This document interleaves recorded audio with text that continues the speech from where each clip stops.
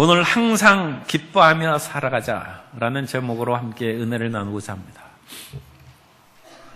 욥기에 보면 인생은 고난을 위하여 났나니 마치 불꽃이 불티가 하늘로 올라간 것처럼, 옛날 시골에서 집을 태우면 그 집이 불티가 하늘로 막 올라갑니다.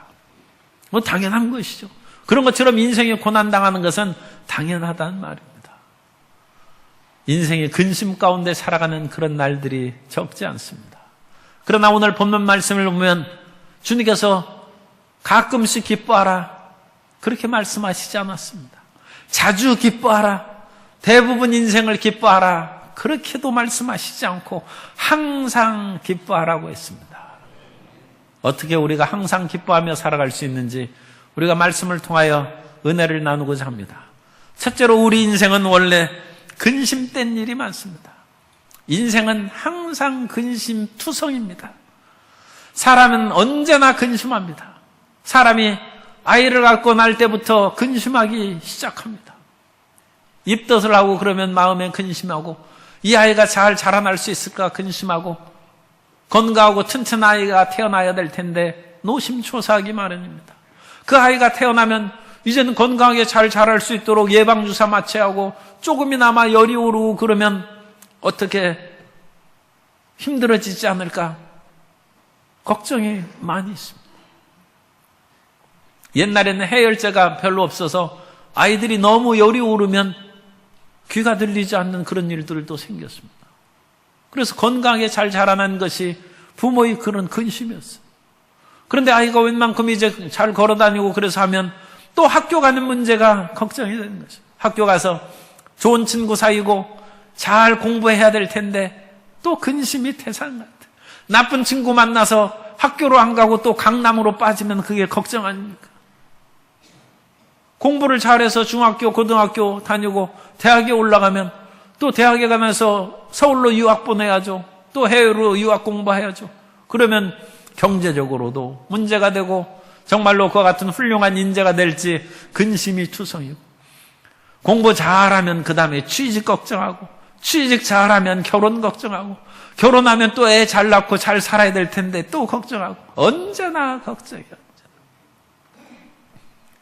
그런데 이런 걱정은 일반 사람들만 걱정하는 것이 아니라 누구나 걱정하는 것입니다.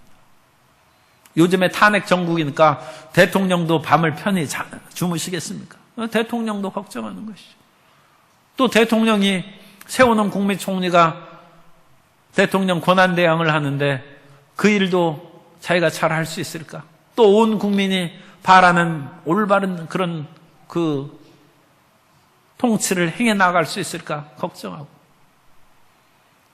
이 땅에 대선이 이제 멀지 않이 다가올 것으로 여기고 있는데 대선의 여론조사에서 1위 하는 사람은 또 2위가 추격하지 않을까 1위 하는 사람도 걱정하고, 그렇지 못한 사람은 나는 왜와 같이 국민들이 많은 사랑을 받지 못할까 그것으로 염려하고, 일반 사람들도 걱정합니다.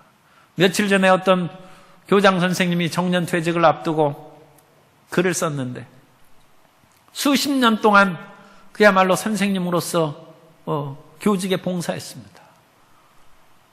서남 해안의 이 섬에서 저 섬으로 전근을 다니고, 육지에 와서 또 선생님으로 근무할 때도 항상 나는 학생들의 모범이요 귀감이 되어야 된다. 행동, 말하는 것을 조심하고 마음에 짐이 무거웠어요. 그리고 나중에 이제 교감 선생님이 되고 교장 선생님이 되었을 때는 학교 경영에 대해서 근심하고, 학생들이 줄어들고 전남의 인구가 줄어들고 도서의 인구들이 빠져나가면 그것으로 인하여 내 책임 있는 그 선생님이 근심하고, 그런데 이제 정년을 앞두고 있으니까 이제 학교를 또 그만두면 40년 가까운 그런 교직 생활을 청산하면 내가 또 어떻게 살아갈까 또 근심을 하고, 누구나 근심을, 왕후장상도 근심하고 일반 모든 사람들도 근심하고. 그렇다고 근심 없는 그런 지역이 따로 있습니까? 우리나라에 사는 것이 힘들고 괴롭다고 하는데 중국에 가면 또 근심이 많아요. 중국은 겨울에 매연이 엄청나게 해서 거기에는 석탄을 떼는 이 동북지방에는 많습니다. 그래서 앞이 안 보여. 깜깜해. 매연이 가득 차서 길거리가 무슨 안개가 가득한, 짙은 안개가 낀 것처럼 매연이 가득한 것입니다. 공기적은 그러면 다른 나라로 가야 되겠다. 일본에 가면 일본은 매연보다 무서운 방사능이 있어요. 그래서 어떤 사람은 체르노빌 방사능보다 더 심한 방사능이 도쿄나 그 인근 지역에 있다고 그와 같은 얘기까지 합니다. 뭐 직접적으로 조사 발표가 없으니까 확실한 건 알 수 없죠. 그런데 우리나라 젊은 남녀들이 일본에 가면 길거리도 깨끗하고 사람도 친절하고 그러니까 거기서 살기 좋다고 하는데 그건 아직 뭔가를 모르는 거예요. 몇 번 자다가 그야말로 침대가 흔들리는 것을 체험하면 이거 도저히 못 살 땅이구나. 대한민국이 좋다 해서 또 오게 마련입니다. 그래도 대한민국 말고 난 미국 가고 싶어. 미국 LA 가보십시오. 거기는 지진 나고 더군다나 산불도 나고 해가지고 거기는 또 살기가 힘들어요. 그럼 동부 가서 살면 되지. 동부로 가면 토네이도가 지붕을 날려버려요. 그래가지고 동부 가서도 못 살아요. 어디서나 걱정인 것입니다. 어디서나. 인생이 언제 어디서나 누구나 걱정하며 살아가는 그런 인생입니다. 새 찬송가 493장에 보면 내가 염려하는 일이 세상에 많은 중 속의 근심 밖의 걱정 늘 시험하여도 세상에 살아가는 데서 항상 근심 걱정이 그야말로 부지기수입니다. 그런데 교회 안에서도 사도 바울이 근심 걱정하는데 세상의 근심 걱정은 오히려 가벼운 것이라고 얘기합니다. 고린도후서 11장 23절 이하에 보면 그들이 그리스도의 일꾼이냐 정신없는 말을 하거니와 나는 더욱 그러하도다. 내가 수고를 넘치도록 하고 옥에 갇히기도 더 많이 하고 매도 수없이 맞고 여러 번 죽을 뻔하였으니 유대인들에게 40에 하나 감한매를 5번 맞았으며 3번 태장으로 맞고 1번 돌로 맞고 3번 파선하고 일주야를 깊은 바다에서 지냈으며 여러 번 여행하면서 강의 위험과 강도의 위험과 동족의 위험과 이방인의 위험과 시내의 위험과 광야의 위험과 바다의 위험과 거짓 형제 중의 위험을 당하고 또 수고하며 애쓰고 여러 번 자지 못하고 줄이며 목마르고 여러 번 굶고 춥고 헐벗었노라. 이외의 일은 고사하고 아직도 날마다 내 속에 눌리는 일이 있으니 곧 모든 교회를 위하여 염려하는 것이라. 사도 바울이 세상에서 복음 전하면서 고생을 엄청나게 했어요. 그런데 그런 고생도 교회를 위해서 생각하면 그런 것은 약과라는 거예요. 이런 일은 고사하고 내 마음에 더 눌리는 것은 교회를 위한 것인데 고린도후서는 고린도 교회를 위해서 쓴 것입니다. 오늘날이 우리 모든 성도님을 위할 뿐만 아니라 직접적으로는 고린도 교회를 위해 썼는데 고린도 교회가 4분 오열됐어요. 이 나라가 4분 오열돼가지고 태극기 집회하고 촛불 집회하고 동서남북이 다투고 그러는 거나 비슷한 그런 상황이에요. 그래서 어떤 사람은 현재 목회를 하고 있는 아볼로파라고 하고 나는 교회를 세운 바울파라고 하고 또 어떤 사람은 나는 그런 사람 말고 예수님의 수제자인 게바, 베드로파라고 하고 나는 사람들 파가 아니라 그리스도파다. 그래서 네 파가 나눠졌어. 거기에다 고린도는 그 당시 방탕과 타락의 대명사가 된 도시입니다. 성도들이 생활이 온전하지를 못해. 그 교회를 생각하며 세상에서 자기가 가는 곳마다 위험을 당하고 낭패를 당할지라도 그런 것은 문제가 아니고 교회를 위한 마음의 근심투성이라는 것입니다. 그런데 인생이 이와 같이 근심하면서 살다가 오래 사느냐 그런 것도 아니고 순식간에 지나간다고 성경은 말씀합니다. 시편 90편 9절 이하에 보면 우리의 모든 날이 주의 분노 중에 지나가며 우리의 평생이 순식간에 다하였나이다. 우리의 연수가 70이요 강건하면 80이라도 그 연수의 자랑인 수고와 슬픔뿐이요 신속히 가니 우리가 날아가나이다. 인생이 화살이 날아가는 것처럼 날아가 버려요. 그런 가운데 기쁜 날은 적고 근심된 일이 많은즉 우리의 심령이 메마르고 우리의 뼈가 마른다는 것입니다. 잠언서 17장 22절에 보면 마음의 즐거움은 양약이라도 심령의 근심은 뼈를 마르게 하느니라. 왜 뼈가 마르고 골다공증이 생기고 골절됐는데 뼈가 쉽게 붙지 않고 어려움을 당합니다. 근심 걱정으로 뼈가 말라서 쉽게 안 붙는 거예요. 물기가 있고 그러면 그건 금방 붙잡습니다. 그런데 뼈가 말라 있으니까 부러지기도 쉽고 다시 잘 붙어 있지도 않아요. 그런데 우리가 근심 걱정을 던져버리고 마음의 즐거움은 양약이라고 했어요. 마음의 기쁨을 가지면 뼈도 잘 붙고 뼈도 마르지 아니하고 골다공증도 사라지고 건강하게 될 줄로 믿습니다. 그러면 두 번째로 우리가 어떻게 걱정하지 않을 수 있겠습니까? 무엇보다도 예수님께서 우리 인생을 아시고 우리 인생에게 근심하지 말라고 하셨어요. 그러니까 우리는 그냥 예수님 믿고 일단 걱정하지 말아야 됩니다. 요한복음 14장 1절에 보면 너희는 마음에 근심하지 말라. 하나님을 믿으니 또 나를 믿으라. 내 아버지 집에 거할 곳이 많도다. 그렇지 않으면 너희에게 일렀으리라. 내가 너희를 위하여 거처를 예비하러 가노니 가서 너희를 위하여 거처를 예비하면 내가 다시 와서 너희를 내게로 영접하여 나 있는 곳에 너희도 있게 하리라. 예수님께서 십자가 사역을 이제 다 짊어지시고 이루시기 위해서 떠날 때가 가까웠는데 제자들이 그런 말씀과 암시를 들을 때마다 마음이 무너지는 거예요. 근심이 가득한 것입니다. 예수님을 믿고 배도 버리고 베드로는 주님을 찾아왔고 야고보와 요한도 자기 아버지의 배를 던져버리고 그냥 예수님을 따라서 나왔는데 이제 3년 반 따라와서 무엇인가 알만한데 예수님께서 이제 떠나신다면 내가 어떻게 살아가야 되나? 제자들이 근심이 가득한 것입니다. 그런데 예수님께서 근심하지 말고 너희가 근심하고 염려함으로 키를 한 자나 더 할 수도 있겠느냐? 너희가 할 수 있는 일이 별로 없다는 것입니다. 마태복음 6장 26절 이하에 보면 공중의 새를 보라. 심지도 않고 거두지도 않고 창고에 모아 들이지도 아니하되 너희 하늘 아버지께서 기르시나니 너희는 이것들보다 귀하지 아니하냐? 너희 중에 누가 염려함으로 그 키를 한 자라도 더 할 수 있겠느냐?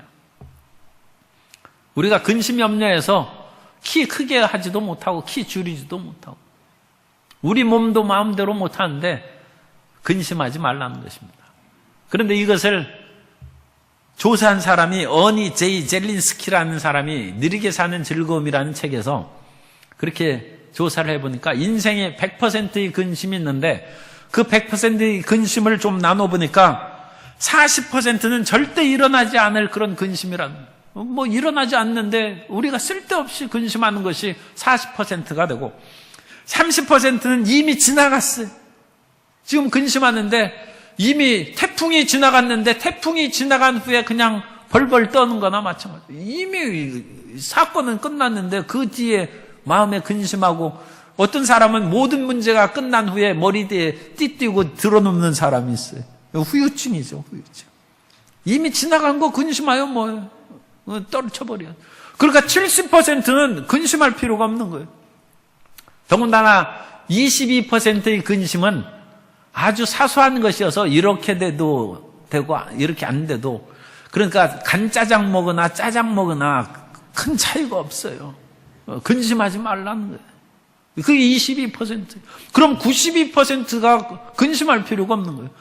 4%는 우리가 근심해도 그대로 되는 그 일이 4%라.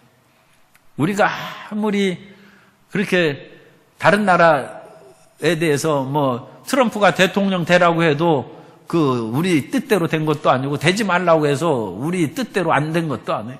4%는 우리 상관없는 거예요.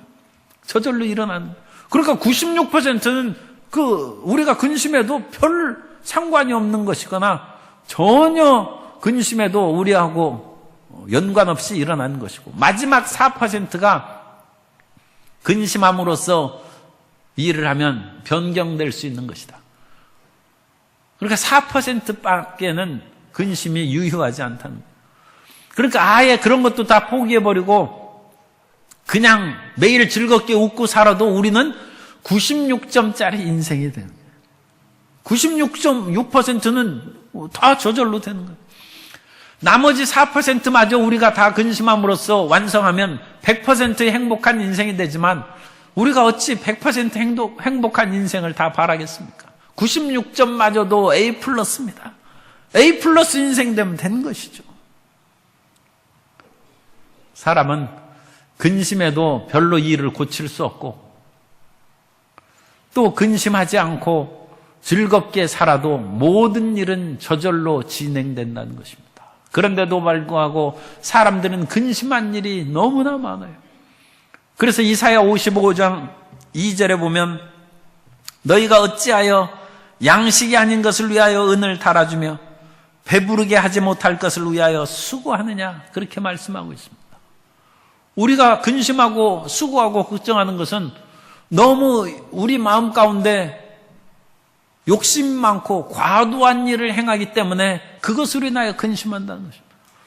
그런 일들은 실제로 우리에게 필요한 것도 없어요. 우리는 돈이 많아도 하루에 3끼밖에 못 먹습니다. 너무 더 많이 먹으면 오히려 병 걸리고 비만이 생겨서 위험해집니다. 그러므로 우리는 이 세상에서 너무 많은 일에 마음을 뺏기지 말고 주님께서 말씀하신 것처럼 수고하고 무거운 짐진 자들아 다 내게로 오라.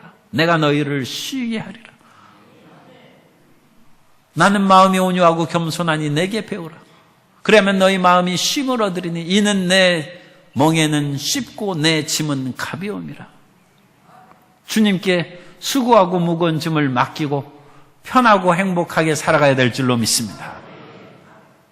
우리에게 참된 양식이 아닌 것을 위해서 우리가 은을 허비한다. 우리가 배부르게 하지 못할 그것을 위하여 그냥 매일 수고하고 힘들게 살아가는 거죠. 그런데 그것이 중국에 있는 그 수스라는 그런 작가가 인생을 바르게 보는 법, 놓아주는 법, 내려놓는 법이라는 책을 썼는데 거기에서 아주 좋은 예화를 말하고 있습니다. 사하라, 아프리카 북쪽에 사하라라는 거대한 사막이 있지 않습니까? 그 거대한 사막에 그 비도 가끔씩 내리고 그 변두리에서는 여러 가지 사막의 그런 야생동물이 사는데 그 가운데 잿빛 모래쥐가 있다는 거예요.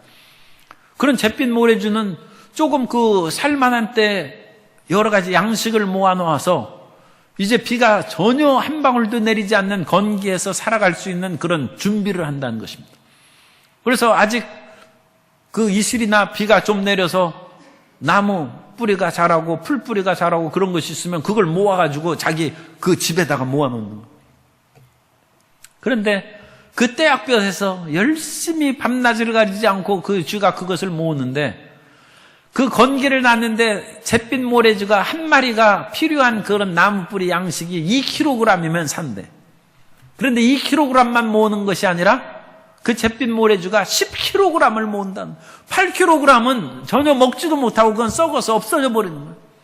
그런데 2kg만 모으고 그 다음에는 편안하게 쉬고 여행도 가고 즐겁게 노래하면서 살면 될 텐데 그 모래쥐는 10kg 그러니까 끝까지 모으는 거예요. 그 모으는 한계가 10kg. 그리고 나서 이제 더 이상 모을 것이 없으면 건기 속으로 들어갔는데 자기는 8kg은 아무 필요 없어요. 2kg 그것만 쓰고 가는 것이다.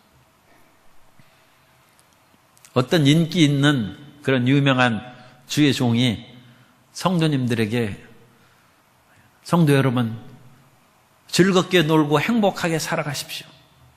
맛있는 것도 드시고 비프 스테이크도 드시고. 그러니까 성도님이 돈이 있어야죠. 그렇게 질문했어요. 성도님 집 있습니까? 그러니까 집이 있다고. 집 하나밖에 없다고. 그럼 그거 팔아가지고 불고기 드세요. 그거 팔아가지고 동남아 여행 가세요.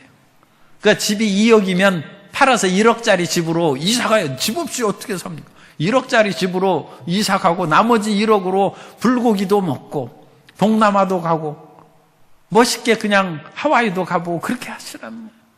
그래서 인생을 행복하게 앞으로 살아갈 인생이 그렇게 많이 있지 않습니다.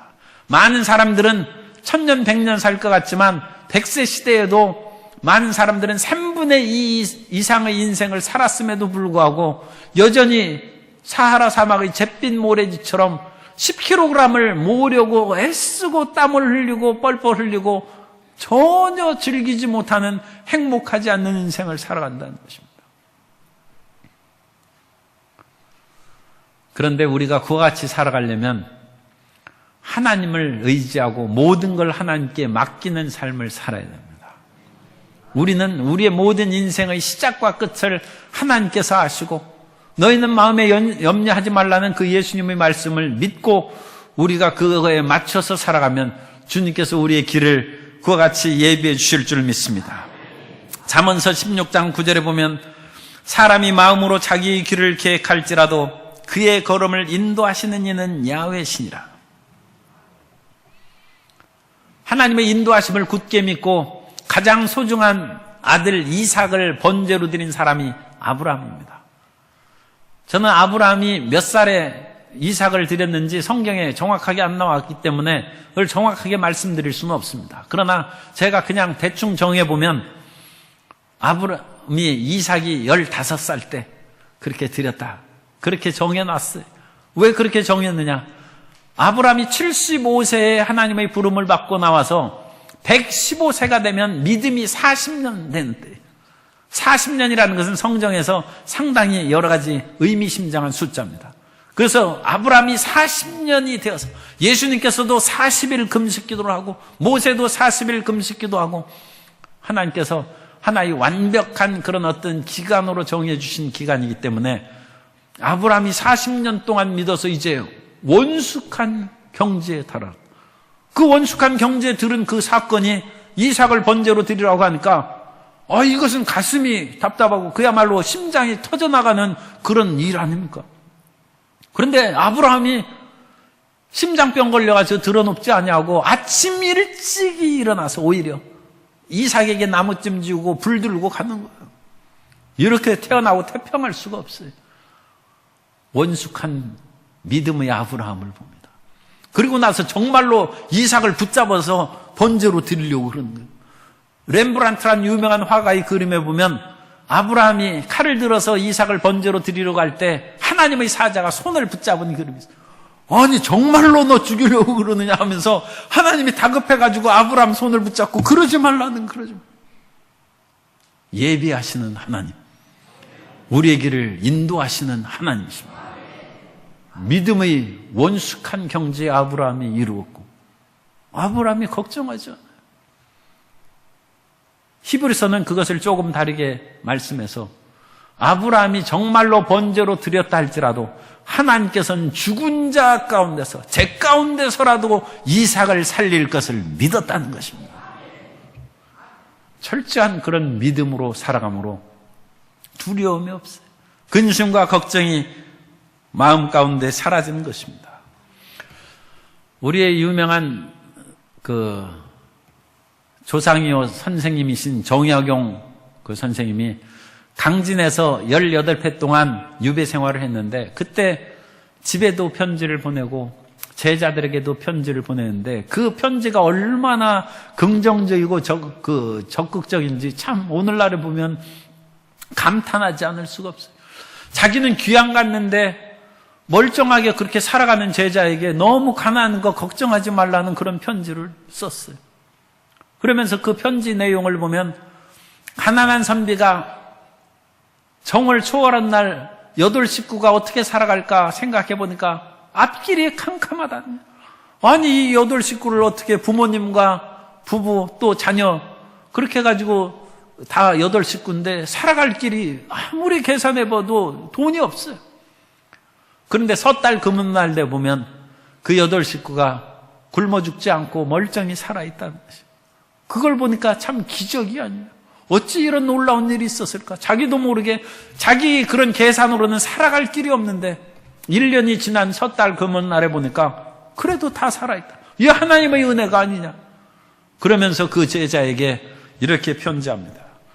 누에가 아래서 나올만 하면 뽕나무 잎이 나오고 아이가 어머니 뱃속에서 나와 울음소리를 한 번 내면 어머니의 젖이 이미 줄줄 아래로 흘러내리니 양식 또한 어찌 근심할 것이랴.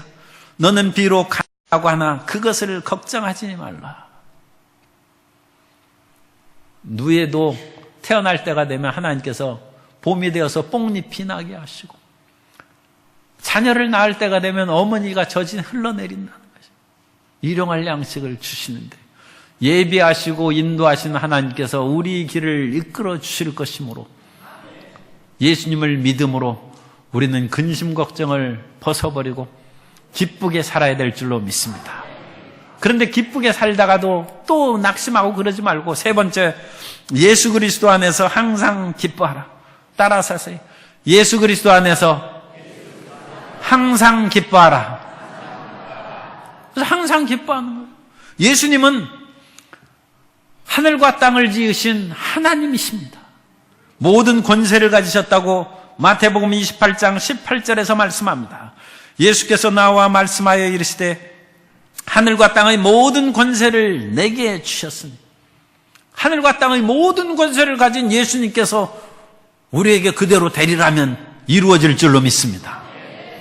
주님께서는 하나님께서 허락하시지 않으면 참새 한 마리라도 땅에 떨어지지 않는데 너희는 참새보다 귀한 하나님의 자녀라고 말씀합니다. 마태복음 10장 29절 이하에 보면 참새 2마리가 한 아사리온에 팔리지 않느냐, 그러나 너희 아버지께서 허락하지 아니하시면 그 하나도 땅에 떨어지지 아니하리라. 너희에게는 머리털까지 다 세신 바 되었나니 두려워하지 말라. 너희는 많은 참새보다 귀하니라. 참새도 하나님께서 허락하셔야 떨어져서 죽고 그 길을 마친다는 것입니다. 하물며 우리는 참새보다 귀한데 어찌 우리가 먹고 살고 그야말로 생사의 길을 걸어가는 일이 우연이겠습니까? 주님께서 전능하신 하나님, 전지하신 하나님이시므로 우리 삶을 지키시고 인도하여 주실 줄 믿습니다. 그러므로 어떤 일이 있어도 마음에 두려움과 고통을 갖지 말고 담대하게 항상 기뻐하며 살아가야 될 줄로 믿습니다. 주님의 그 음성을 들으시기 바랍니다.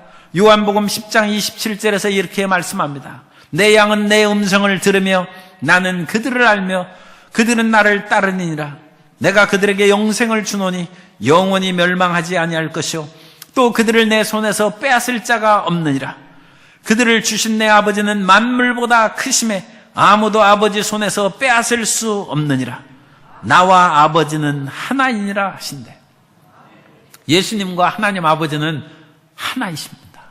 그것을 이제 삼위일체 하나님이라고 하는데, 예수님을 믿는 것이 하나님을 믿는 것이고 예수님을 안 믿으면 하나님 안 믿는 것입니다. 그런데 만유보다 크신 하나님께서 우리를 붙잡아서 지키시는데 누가 이 손에 있는 우리를 빼앗고 우리를 고통스럽게 할 수 있겠습니까? 그러니까 우리는 전적으로 하나님을 믿고 그냥 노래하며 살면 되는 것입니다. 그런데 그 노래하며 살 때 과연 내 마음이 하나님 앞에 떳떳하고 담대한지 점검해 볼 사항이 한 가지 있어요. 사람들이 밖에 나가서 운동하고 여러 가지 체조도 하고 등산도 하고 그러려면 대기 오염지수에 그런 귀를 기울입니다. 지금 대기가 굉장히 오염되어서 미세먼지가 가득 차 있다면 등산하지 말라고 그래요. 밖에서 활동하거나 체육하지 말라고 그럽니다. 그래서 오염 농도를 파악해야 밖에서 마음대로 뛰놀고 다닐 수가 있죠. 내 마음의 영적 오염 농도를 한번 파악하고 배짱 있게 살아가라는 것입니다. 내 마음의 오염 농도를 파악할 수 있는 그 기준이 3개가 있어요. 그것은 첫째, 내가 하나님 앞에 정직한가? 하나님 앞에 정직하다는 것은 하나님 앞에 곧바로 섰다는 것이고, 하나님 앞에 죄인으로서 아니라 예수 그리스도의 보혈로 씻음받아서 올바르게 살아가는 것을 말합니다. 그러므로 우리는 내 죄의식을 가지고 죄 짓고 불의하고 추악하면서 근심하는 것은 그건 죄 때문에 근심하는 것이죠. 그런데 하나님 앞에 올바르게 살아가는 그 마음을 갖고 있으면 나는 하나님 앞에 정직하고 100%는 아닐지라도 주님께서 인정하실 수 있는 올바른 삶을 살아가고 있습니다. 그런 마음에 배짱이 생기는 것이죠. 우리가 시인 윤동주의 서시를 알고 있습니다. 그분은 하나님께 정직하라는 말을 하지는 않았지만 그 시를 읽어보면 정말로 하나님께 정직한 사람이에요. 죽는 날까지 하늘을 우러러 한 점 부끄러움이 없기를. 잎새에 있는 바람에도 나는 괴로워했다.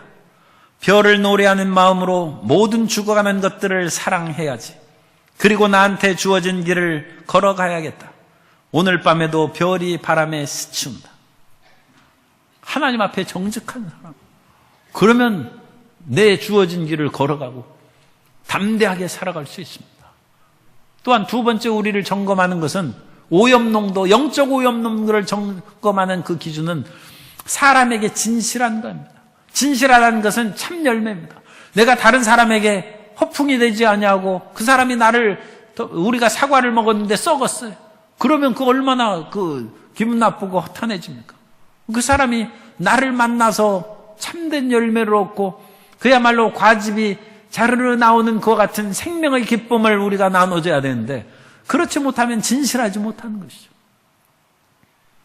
사람이 진실된 열매를 맺는 그 자체가 나는 올바른데 내 말은, 나 행동은 잘못됐다. 그렇게 변명하는 사람들이 가끔 있습니다. 물론 어느 그런 상황에서는 그럴 수도 있어요. 그러나 근본적으로는 열매가 잘못되면 나무가 잘못된 것입니다. 마태복음 7장 16절 이하에 보면 그들의 열매로 그들을 알지니 가시나무에서 포도를 또는 엉겅퀴에서 무화과를 따겠느냐. 이와 같이 좋은 나무마다 아름다운 열매를 맺고 못된 나무가 나쁜 열매를 맺나니 좋은 나무가 나쁜 열매를 맺을 수 없고 못된 나무가 아름다운 열매를 맺을 수 없느니라. 아름다운 열매를 맺지 않은 나무마다 찍혀 불에 던져지느니라. 이러므로 그들의 열매로 그들을 알리라. 우리 삶 가운데 하나님을 만나고 그 다음에는 사람 만나는 것입니다. 사람 앞에 진실된 것이 영적의 오염도 측정 치수입니다. 그리고 끝으로 말씀과 성령으로 충만한가. 그것이 내 자신을 살펴보는 거예요. 말씀으로 충만하다는 것은 삶의 여러 가지 문제와 어려움이 다가왔을 때 말씀이 우리 속에 떠오르고 그 말씀을 붙잡고 헤엄쳐나가. 사람이 물에 빠졌으면 튜브를 던져주든지 옛날엔 나무 조각 붙잡고 헤엄쳐서 나오지 않습니까? 삶의 고단한 그런 바다에 떨어졌을 때 하나님의 말씀을 붙잡으면 헤엄쳐 나올 수 있는 것입니다. 그것이 말씀 충만한 거예요. 그러니까 질병의 그런 바다에 떨어졌어요. 그런 조사해 보니까 당신 어디가 위험하고 악성 종양이 있을 위험이 있다. 그러면 마음이 낙심돼 가지고 기운이 쫙 빠지는 거예요. 그때 물에 빠져서 침몰하는 것이죠. 그때 붙잡을 나무 조각이 뭡니까? 예수님께서 채찍에 맞음으로 너희가 나음을 입었다는 것입니다. 그래, 세상에서는 나를 아프다고 하지만 나는 그리스도 예수 안에서 치료받은 사람이다. 말씀을 붙잡는 것입니다. 사람이 한두 번 실패하고 시험에서 한두 번 떨어지고 그러면 나는 안 돼. 나는 머리가 나쁜가 봐. 나는 저주를 받았나. 왜 되는 일이 없지. 그러나 그때 말씀이 있어야 돼요. 예수님께서 나무에 달리사 율법의 저주에서 우리를 속량하셨으니 이는 나무에 달린 자마다 저주 아래 있는 자라 하였습니다. 예수님께서 십자가에 달린 것은 우리의 저주를 속량하기 위함이라는 것입니다. 그 말씀을 붙잡고 우리가 살아나는 것입니다. 세상에 두려운 일이 한두 가지가 아니에요. 그러나 두려워하지 말라. 내가 너와 함께함이라. 놀라지 말라. 나는 내 하나님이 됨이라. 내가 너를 굳세게 하리라. 참으로 너를 도와주리라. 참으로 의로운 나의 오른손으로 너를 붙들리라. 두려움이 있을 때 그 말씀이 떠오르면 그 말씀을 붙잡고 헤엄쳐 나와서 평화와 행복을 누리게 될 줄로 믿습니다. 그것이 말씀 충만해. 그런데 말씀이 하나도 기억나지 않고 그냥 울고불고 눈물하고 그냥 울다가 잠들었다. 그럼 근심이 있죠. 아니, 말씀이 없는데 어찌 근심이 없겠습니까? 성령 충만하다는 건 뭡니까? 성령 충만하다는 것은 그 한 가지 예를 들으면 언제라도 기도할 수 있으면 성령 충만한 거예요. 그런데 기도할 때 지금은 내 상태가 안 돼서 기도가 안 돼. 그 사람 성령 충만 안 한 거예요. 언제라도 기도할 수 있는지 자신을 살펴보시기 바랍니다. 언제라도 뜨겁게 주여 하면서 나아갈 수 있으면 성령 충만한 거예요. 그러면 오염 농도가 없는 거예요. 하나님께 정직하고 사람에게 진실하고 말씀과 성령이 충만하여 오염 농도 지수가 제로 상태가 되면 마음껏 밖에 뛰어나갈 수 있죠. 마음껏 운동할 수 있죠. 세상에서 어려움과 힘든 일이 다가와도 마음껏 나아갈 수 있습니다.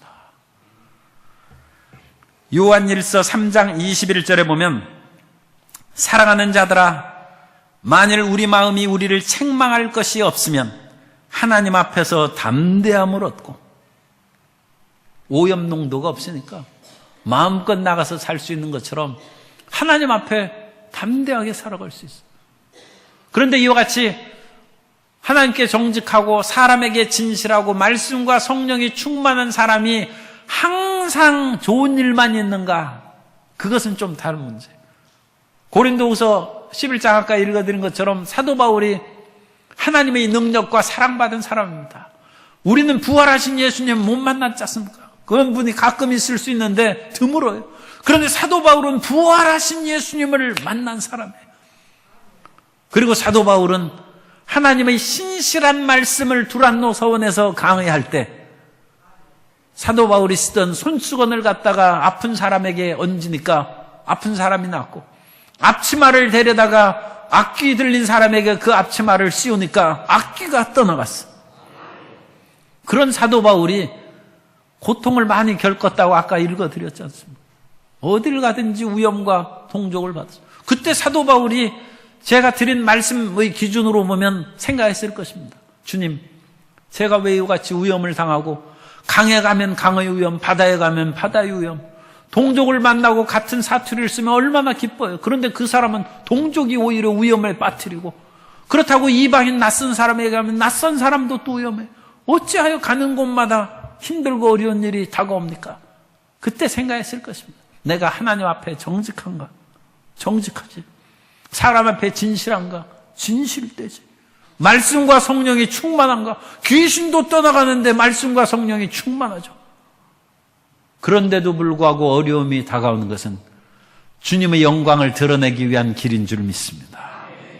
그것은 하나님께서 하시는 거예요. 우리의 죄나 우리의 잘못된 것으로 하는 것이 아니니까 우리 마음을 살펴봐서 부끄러움이 없고 담대함을 얻었는데도 불구하고 힘들고 고통스러운 일이 다가오면 그것은 더 크고 위대한 영광을 우리에게 예비하기 위한 하나님의 축복인 줄로 믿습니다. 눈앞에 있는 그것으로 인하여 절대로 절망하거나 낙심하지만 그것은 가짜예요. 최후의 승리자가 참된 승리자고 우리 마음 가운데 진실한 믿음으로 가면 주님께서 그 모든 것을 반드시 갚아주시고 보상해 주실 줄 믿습니다. 그 위대한 믿음과 담대함으로 전진해 나아가고 그로 말미암아 항상 기뻐하는 성도 여러분 되시기를 바랍니다. 사도 바울처럼 모든 사람이 그렇게 사는 것이 아니니까 안심하십시오. 하나님께 정직하고 사람 앞에 진실하고 말씀과 성령이 충만하면 영혼이 잘된같이 범사에 잘되고 강건한 복을 누리면서 살아갈 수 있습니다.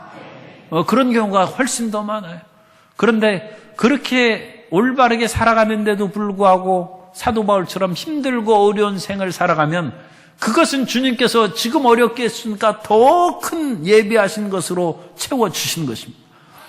그러므로 우리는 좋을 때는 좋아서 기뻐하고 안 좋을 때는 내가 바르니까 더 큰 보상을 우리에게 주실 것을 기대함으로 기뻐하고, 그러므로 좋을 때도 기뻐하고 슬플 때 괴로울 때도 기뻐하고 항상 기뻐하는 사람이 될 줄로 믿습니다.